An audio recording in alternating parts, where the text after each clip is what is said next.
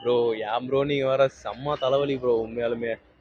அதாவது horror movie, comedy மூவின்னு தெரியுது. தெரிஞ்சுதான் வந்து படத்துக்கு வரோம். ஆனா அநியாயத்துக்கு வந்து பார்த்தோன்னா, ஒரு ஹாரர் படத்துல இப்படியெல்லாம் உப்புமா கிண்டி வைக்கலாமா அப்படின்னு காட்டுன படம் எதுன்னா ராஜ்சாபா தான் ப்ரோ.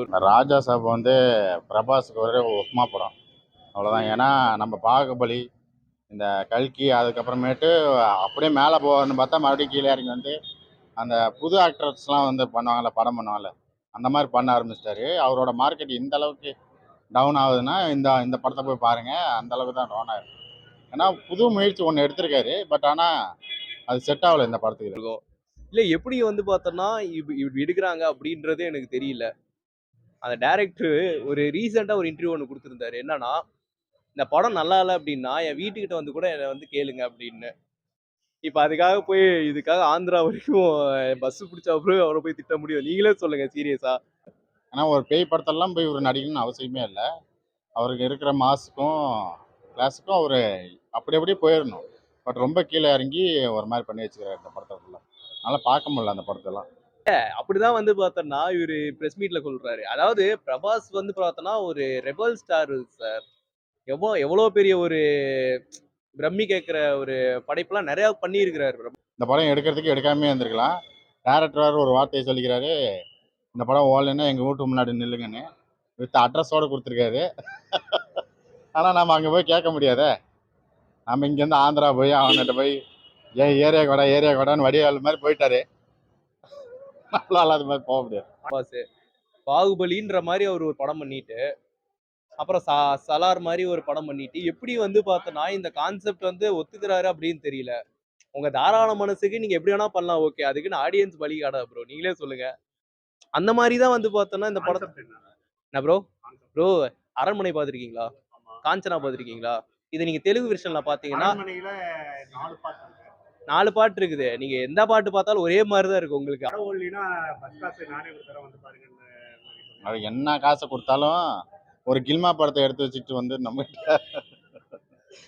இந்த மாதிரிலாம் பேசக்கூடாது. ஏன்னா ஃபர்ஸ்ட் ஹாஃப் ஃபுல்லாக கில்மா தான், செகண்ட் ஹாஃப்லேயும் கில்மா தான் வரும். அப்புறம் கிளைமேக்ஸில் கருத்து சொல்கிறேன்னு பேரில் நம்ம அந்த அம்னீசியாவில் அந்த அம்மா இருக்கும். படம் ஃபுல்லாகவே அந்த அம்னீசியாவில் ஒரு அம்மா இருக்கும். அந்த அம்மா மாதிரி தான் நாம். என்ன படத்துக்கு வந்துக்கிறோம், என்ன படத்துக்கு போகிறோம், என்ன சீனு போயிட்டு எதுவுமே தெரியாது. அவ்வளோ பெருசா ஒண்ணும் டிஃபரன்ஸ்லாம் இல்ல. ஆனா இதுல வந்து பார்த்தோம்னா, ஃபைண்ட் த டிஃபரன்ஸ் என்னன்னு பார்த்தோம்னா, அந்த 3 பார்ட்லயுமே சுந்தர் சி இருப்பாரு. அவ்வளோதான் வந்து டிஃபரெண்ட்டே தவிர, அந்த பேய் வரதா இருக்கட்டும், இன்னொன்னு அந்த பேய் வந்து வந்தா அந்த லைட் ஆஃப் ஆயி எரியிறதா இருக்கட்டும், இல்ல அப்படின்னா வழக்கம் போல வந்து பார்த்தோம்னா, ஒண்ணு ஹன்சிகாவோ, இல்ல ஆண்ட்ரியாவோ யாரோ ஒருத்தங்க பேயா இருப்பாங்க. இந்த மாரி தான் படத்துல காட்டுவாங்க. ஸோ இத அப்படியே அச்சு மாறாம அப்படியே எடுத்துட்டு இருந்தாங்கன்னா, அதான் ப்ரோ ராஜ்சாபி. சீரியஸா சொல்றேன். ஃபைட் நடக்கும், பேய் வரும், அது ஒன்று வேலை பார்த்துட்டு. ஃபைட்லாம் கொஞ்சம் தெலுங்கு படம் எப்பயுமே இங்கே அடித்தா பூமிக்கு வெளியே போய் நிற்கிறது தானே.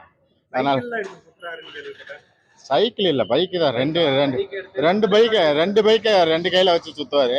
அப்புறம் செயின் எடுத்துட்டு லாக் வேற பண்ணி அதில் குதிரை வேற ஓட்டுவார். அது ஒரு மாதிரி நம்ம ஆட்டோ திருப்புறது எல்லாமே தெலுங்கு படத்தில் எப்படி இருக்குமோ அந்த மாதிரி தான். அப்படிதான் வந்து பார்த்தோம்னா படம் பண்ணி வச்சிருக்காங்க.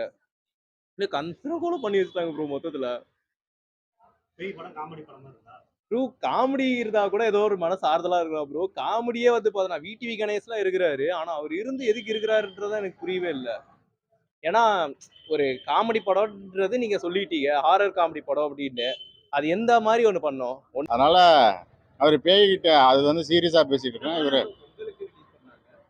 உங்களுக்கு ரிலீஸ் பண்ணி ஓடலாம் தான், ஜனநாயகத்து கூட போட்டி போடலாம் தான் பிளான் பண்ணாங்க. ஃபர்ஸ்ட் நாள்லாம் வந்து ட்விட்டரில் நீங்கள் பார்க்கணுமே, ஜனநாயகம் மட்டும் வந்திருந்தானே, இந்த படத்தோட வந்திருந்தானே இது காலியாக இருக்கும், ஜனநாயகம் காலியாக இருக்கும் அப்படின்னு சொன்ன மாதிரி சொன்னாங்க. பட்டு எது காலியாக இருக்குன்னு ரிலீஸ் பண்ணியிருந்தா தெரிஞ்சிருக்குன்னு நினைக்கிறேன். ஒண்ணும் இல்ல ப்ரோ. நீங்க ஹாரர் காமெடி படம்னா டார்லிங் படம் பார்த்திருக்கீங்களா? டார்லிங் படம் வந்து பார்த்தோம்னா, அது ஹாரரா இருக்கும். அது அப்பாற்பட்ட விஷயம். ஆனா காமெடி வந்து பக்காவா ஒர்க் ஆயிருக்கும் ப்ரோ. இது கூட தேவையில்ல ப்ரோ. சங்கிலி புங்கிலி கதை ஒருத்தர படம் பார்த்திருக்கீங்களா? அந்த படமும் கிட்டத்தட்ட அதே மாரி தான். ஸோ ஒரு ஹாரர் மூவியா எடுத்ததுல நீங்க ஹாரர் பண்ணலனாலும் பரவால்ல. நீங்க ஒரு காமெடி ஃபிலிமாவது வந்து பார்த்தோம்னா பண்ணியிருக்கலாம். அந்த அளவுக்கு தான் ட்விட்டரில் போயிட்டு இருந்துச்சு.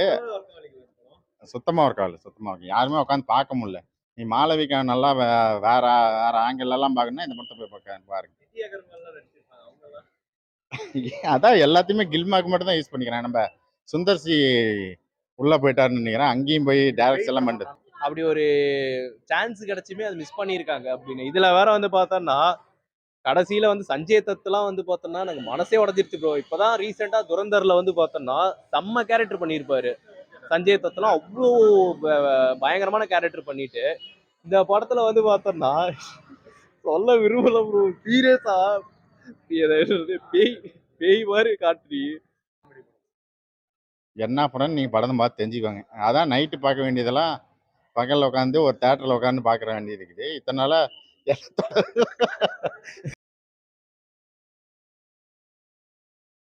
இந்த படம் தான் கண்டிப்பாக இருக்கும். இதெல்லாம் வந்து பிளாஷ்பேக்கும் ஏத்துக்கிற மாதிரி இல்ல. அதுல வந்து இவரு பெர்ஃபார்ம் போட்டதும் வந்து பார்த்தா ஏத்துக்கிற மாதிரி இல்ல.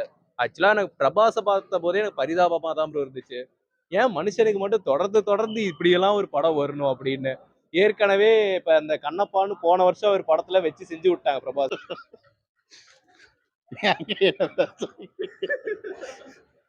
பிரபாஸ் ப்ரோ அவர் ஒரு பக்கம் அடி அடின்னு அடிச்சு கிடப்பாரு. ஏன்னா அங்க சீன் என்ன போயிட்டு இருக்குதுலாம் தெரியாது. அவரு மியூசிக் போடணும் அவ்வளவுதான். பிரபாஸ் இப்ப இந்த வருஷம் வந்து பார்த்தா ஸ்டார்டிங்லேயே வந்து பார்த்தோம்னா பிரபாஸ்க்கு இந்த மாதிரி நிலைமை அப்படின்ற போது இருந்துச்சு. இதுல பாகுபலி எல்லாம் வந்து பாத்தீங்கன்னா இப்ப பாகுபலி எப்பிக்லாம் வந்து பார்த்தோன்னா 4 மணி நேரம்னாலும் அந்த படம் பார்த்தோம். ஏன்னா அந்த அளவுக்கு இன்ட்ரெஸ்டா இருந்துச்சு, அந்த அளவுக்கு இதா இருந்துச்சு. அந்த மனுஷனே ஒரு விழிவா இருப்பாரு. சலார் என்னதான் ஒரு ஆவரேஜாவே இருந்தாலுமே கூட வந்து பார்த்தோன்னா அந்த படம் கூட ஒரு பூஸ்டப் கொடுத்துட்டு தான் ப்ரோ இருக்கு. சஞ்சய் தத் பாவையா லியோவில் ஒரு லெவலில் கொண்டு போய் உட்கார வச்சா மறுபடியும் தூக்கிட்டு வந்து இதில் வந்து சஞ்சய் தத் வந்து ஒரு மாதிரி காமெடி பீஸாக மாற்றி வச்சுக்கிறாங்க. அவர் ஏதோ இல்யூஷன் நம்ம இன்செப்ஷன் ஒரு இங்கிலீஷ் படம் இருக்கு, அதை தழுவி தான் இந்த படத்தை எடுத்திருக்காங்க. ஆனா இந்த படம்லாம் பார்த்துட்டு சத்தியமா சொல்றேன் மன உளைச்சலுக்கு ஆளாயிட்டம் ப்ரோ. ஓப்பனா சொல்ல போனா தயவுசெய்து சொல்றேன், பேய் படம் எடுக்கிறீங்க அப்படின்னா அந்த கான்செப்டே விட்டுருங்க. ஓப்பனாவே சொல்றேன், நீங்க ஒரு பேய் படம் எடுக்கிற மாதிரின்னா அட்லீஸ்ட் வந்து நீங்க அரண்மனையே கிண்டி வைக்கிறீங்கனாலுமே அதுல ஒரு கரெக்டா மேக்கிங் பண்ணுங்க. அதுதான் நான் சொல்ல வரேன். அதனால மைண்ட் கேம் விளாட்றதுதான். பட் நம்ம மைண்ட் கேம் ரொம்ப விளாண்டுட்டாங்க. அதனால தான் அடிச்சு துரத்துட்டான்னு நினைக்கிறேன், வேற ஒன்றும் இல்லை. ஆனால் ஒரு கில்ம படம் பாருன்னா கண்டிப்பாக போய் தேட்டரில் உட்காந்து உங்களுக்கு 3 மணி நேரம் டைம் இருந்துச்சுன்னா கண்டிப்பாக உட்காந்து பாருங்க. ஏன்னா 3 மணி நேரம் படம் ஓடுது இல்லை. நான் படத்தில் போய் உட்காந்து வாட்டி தான் தெரியும் அது 3 மணி நேரம்னு. அது வரையும் போயிட்டே இருந்து பார்த்தா அப்புறமே டைம் எடுத்து பாரு 3 மணி நேரம். ஆனா இந்த படம் கிரிஞ்சா எடுக்கணுன்றதுக்காக எடுத்த மாதிரியே தான் இருந்துச்சு சீரியஸ்லி. மொத்தத்துல வந்து பார்த்தோன்னா இந்த படம் வந்து எப்படி இருக்குதுன்னா, அதாவது பிரபாஸ்க்காக போய் பார்க்கலாம் அப்படின்ற போது பிரியாணிக்கு ஆசைப்பட்டு உப்புமா எதுக்கு நம்ம போய் சாப்பிடணும் அப்படியே ஒரு கேள்வி இருக்குல்ல. பிரியாணியே வாங்கியிருக்கலாம். ஆமா பிரியாணி அதுக்கு அதான் நான் என்ன சொல்ல வரேன்னா, பாகுபலியே நீங்க வீட்டுல வந்து ரீவாச் கூட பண்ணிருங்க. ஆனா ராஜ்சாப் வந்து நீங்க தியேட்டர்ல பார்க்கறது கொஞ்சம் சந்தேகம் தான். சரி ஓகே நீ சத்தண்டா அப்படின்னு நினச்சிட்டு தான் வெளியே உட்காந்துதான். இதெல்லாம் வந்து 2 மணி நேரம் போகிறது ரொம்ப கஷ்டம். 3 மணி நேரம்லாம் இது ரொம்ப ரொம்ப கஷ்டம் தான். அது கொஞ்சம் நல்லா இருந்துச்சு, பார்க்குற மாதிரியே இருந்துச்சு. அந்த வந்து தொட்டுட்டாங்களே, கீழ் ஜாதி தொட்டுட்டாங்களேன்னு சொல்லிட்டு அவர் வந்து பழி வாங்கணும்னு சொல்லிட்டு ஒன்று பண்ணுவார். ஆனா இது வந்து எதுக்கு பொங்கலுக்கு ரிலீஸ் பண்ணணும் அப்படின்றது தெரியல. நல்ல வேலைங்க ஜனநாயகன் வரல. வந்திருந்ததுன்னா இந்த படம் எல்லாம் எங்க காணாம போயிருக்கும் போல இருக்கு சீரியஸா. பட் ஃப்ளாஷ்பேக்கை தவிர மற்ற எல்லாம் படமாக பார்த்தீங்கன்னா அரண்மனை 6ன்னு கூட இந்த படத்துக்கு பேர் வச்சுக்கலாம். ஏன்னா அந்த அளவுக்கு தான் படம் இருக்குது ப்ரோ. அதையும் நான் சொல்லிடுறேன். இல்லைனா வந்து பார்த்தோன்னா ரிபல் ஸ்டார் ஃபேன்ஸ் எல்லாம் நான் செருப்பு கழட்டி அடிப்பாங்க.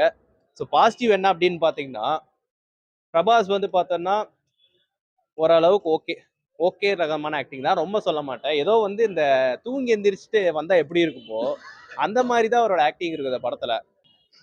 ஓவராலாக இந்த படம் உங்களுக்கு வந்து 3 மணி நேரம் டைம் நிறைய இருந்துச்சுன்னா உட்காந்து பாருங்க. உங்களுக்கு காசு கொளுத்து போயிருந்தாலும் பாருங்க இந்த படம்.